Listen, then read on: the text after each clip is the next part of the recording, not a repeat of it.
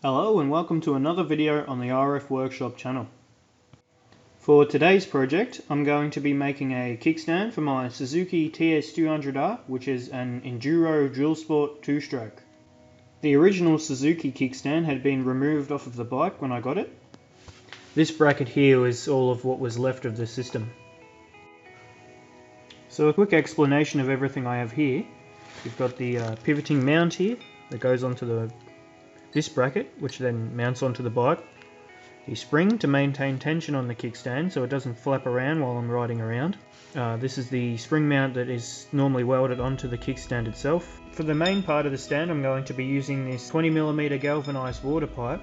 It's quite thick walled and I think it will be sturdy enough. It might be a bit too big and bulky for what I'm doing, but if things end up being too heavy and bulky, I'll just cut it off and find something else to use. And as for this 50mm hollow section here, I'm just using this to cut out metal squares so I can make the foot for the kickstand and to seal the end before I weld on that pivot mount.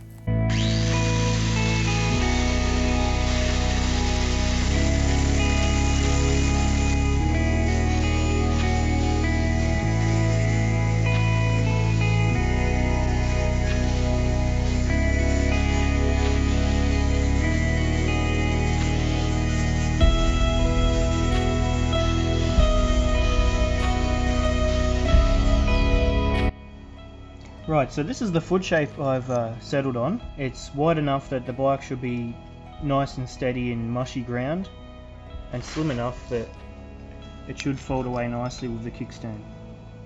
I've also cut out these two slim links to go with it. What I'm going to do with these is weld them onto the perimeter of the foot, such that the metal isn't able to bend so easily. Before I do anything else with the foot, however, I'm going to cut this pipe to the correct length for the bike to lean on the correct angle. Luckily I have another bike that has a similar mounting point on the frame and a similar ground clearance, so I was able to measure that, and I've come up with 32 centimeters. Should allow this bike to have a nice lean that is not too far, so it won't take up too much room in the shed, and it's not too vertical such that it shouldn't fall over. I think what I'll do is I'll cut these stand at 34 centimeters, mount everything to the bike without the foot, and then I'll figure out the angle I need for the foot to sit flush with the ground on a flat surface. I think I'll start by cutting the threads off the end of the pipe because I'm not going to be threading it into anything.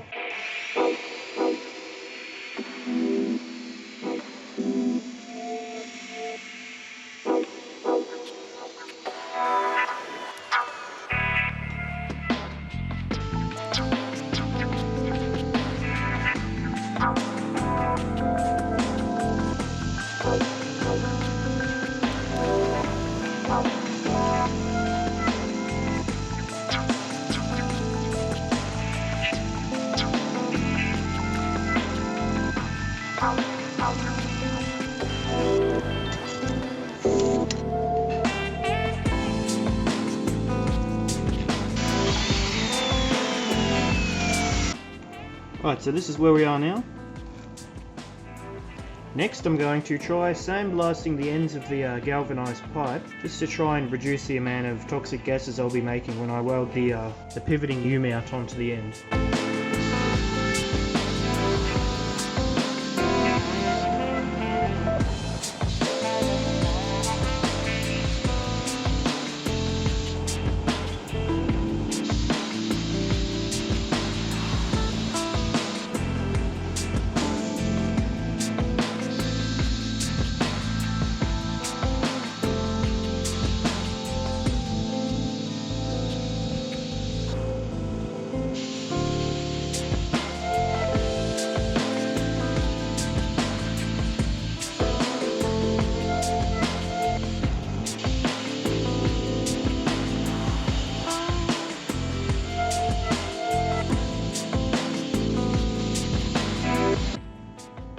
Right, so I figured I'd give the mounting bracket a sandblast the same time I did the end of the tube.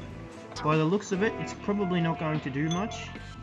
I think it's just changed the surface finish, it hasn't actually stripped off the galvanizing, but I guess we'll find out. The good thing about the sandblaster though is I can also shoot it inside the pipe, so I can strip it off from the inside if it is stripping it off, So what I think I'll do now is I'll weld on that mount it on the bike, and then I'll figure out where I have to weld on the spring holder and what angle I need to cut on the end of the pipe.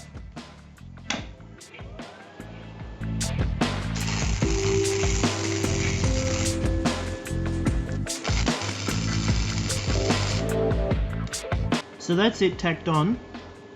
I'll go and clean up the tacks and the surface a bit better, and then I'll weld it up with a single bead.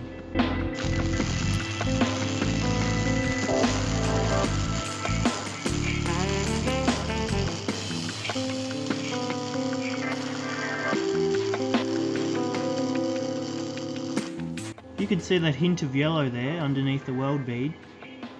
That's an indication that the galvanizing is still there. So no, the sandblaster is not a reliable way, at least not the way I did it, not a reliable way to remove galvanizing. So this is the weld bead after a clean. Not my best, but satisfactory for what this is going to be doing. So now I'll mount this onto the bike, and then I'll mark out where I need to put the spring mount and how I need to cut the foot. Okay, so here it is on the bike. Got the bike on its stand at the moment, but I'll put it down in just a sec. Seems to come forward far enough, so the bike shouldn't roll forwards too easily and roll off the stand. The stand stays in a good position, in line with the swing arm. So it's now resting on its own stand. The bike has a fair, decent lean to it. Not too much though, so it shouldn't take up too much room. I think the length is bang on.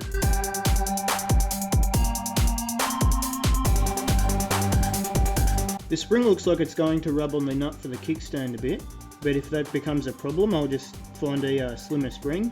But for now what I'm going to do is make a mark that's just a little bit further down, fair amount of preload on it that I'm happy with, and then mark the position on the kickstand. Obviously more than I could do with one finger, but I'll have to do that off camera because I don't have enough hands. Okay, so here's the mark I made at the bottom of the kickstand. This is the dot for the spring holder. For this I'm just going to clean off the galvanizing and weld on the little button. No more taking chances with the galvanizing now. Yes, I can tell where it needed to be. Okay, so there's our mark. 25 degrees. Perfect.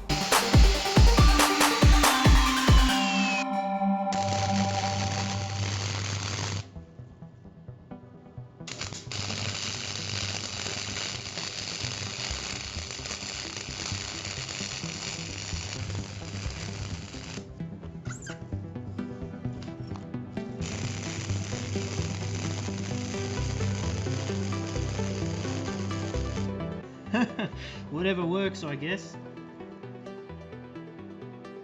So now after a quick clean I'm going to weld the kickstand onto its foot, and then I'll perimeter the foot with those thin pieces I cut before, just to prevent it from bending.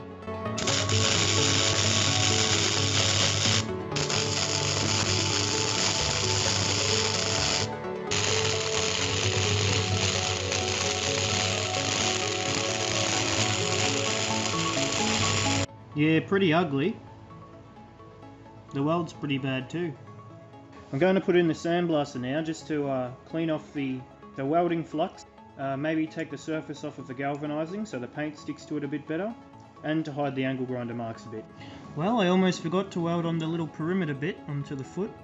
Probably doesn't need it, but I think it gives it a nice finished look, so I'll do it now. No complaints to add this time.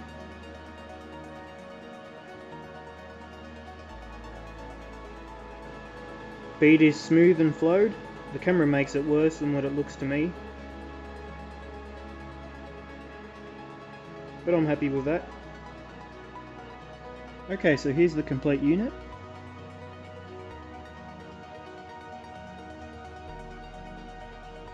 My only regret out of this whole thing is putting those tacks on the inside of the foot, but I think it still looks good the way it is. All that's left to do now is to give it a spray with some satin black paint. Okay, so this needs to be satin black acrylic, same with the kickstand, and the spring is going to be an epoxy matte black.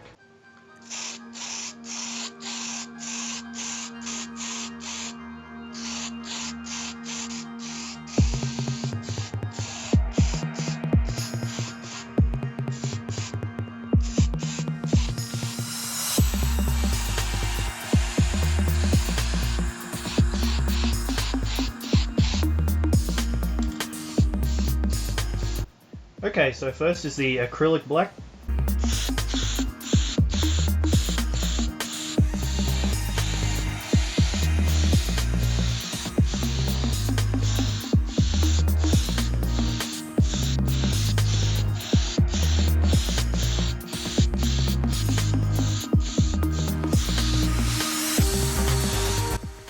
And that's the spring done in what I believe is epoxy enamel.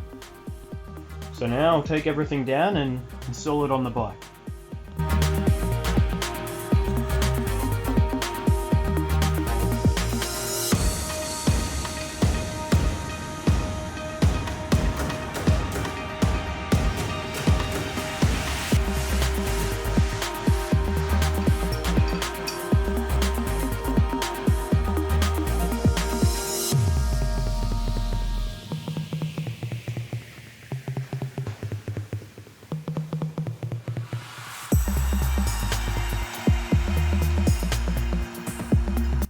Well, I think that's good enough for me. The stand returns as it should. I'm not going to be jumping this, it's not a motocross bike. So what I'll do now is I'll take it out to a couple of inclines and declines and just see how it goes when it's not on a completely flat surface. Okay, so here's the bike on a slight downward slope. It's probably not coming through very well on camera, but I have another bike with a bent kickstand that would surely roll off of its stand on this decline. So in regards to downhills, it's a success. As you can see, the foot's having no problem on mushy ground.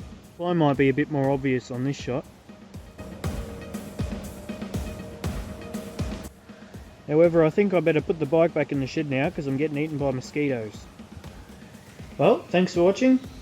If you enjoyed watching this video, I've got a few other videos on my channel of working on pieces for this bike. Otherwise, catch you next time.